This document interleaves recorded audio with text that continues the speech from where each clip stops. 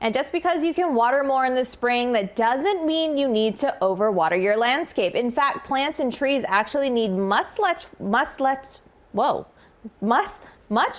water. There it is. There it is. Than their grass does. And that's probably because I need more water in my day. Joining me now from the Southern Nevada Water Authority is John Castanino to help me out, help me get through this. Yeah. Because let's talk about watering. What steps can the community take to keep that landscape healthy, especially as the spring is here? Yeah, hey, Nicole, thanks for having me. It's St. Patrick's Day, so it's okay to be a little tongue-tied, right? You might have a reason for it. No kidding. No.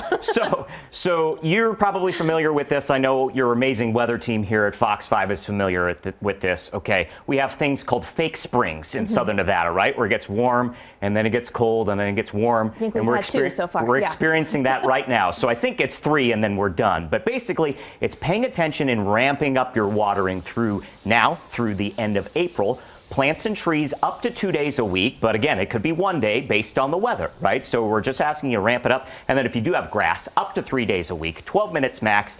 The root systems between the two are different, and if you're unfamiliar with how long you need to water your plants and trees for, depends on your drip emitters, right? Go to snwa.com.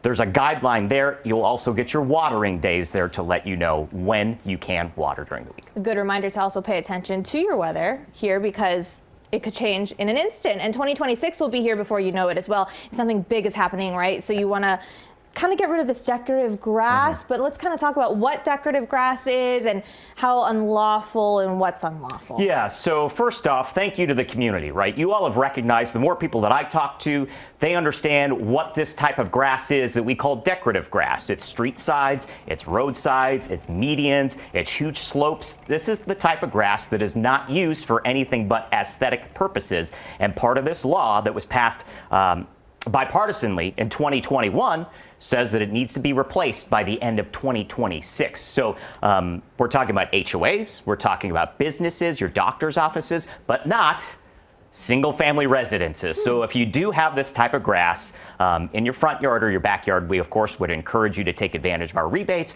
but it is not unlawful to have it at your home. However, again, you drive around town, you'll see it everywhere. I may have seen it on Sunset Road driving in here today. But yes, that's the type of grass that will be unlawful at the start of 2027. A little wink, wink there for Sunset Road. So what do people need to do here? And even though it seems so far down the line, how can they start now? So contractors are busy, okay? And we're ramping up here.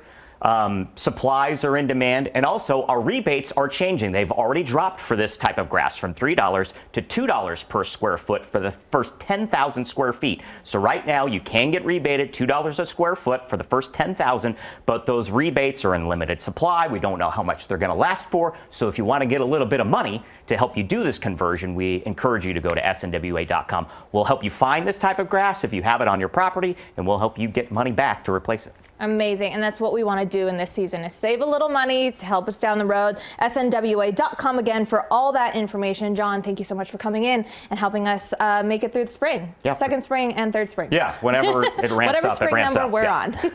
Thanks, John.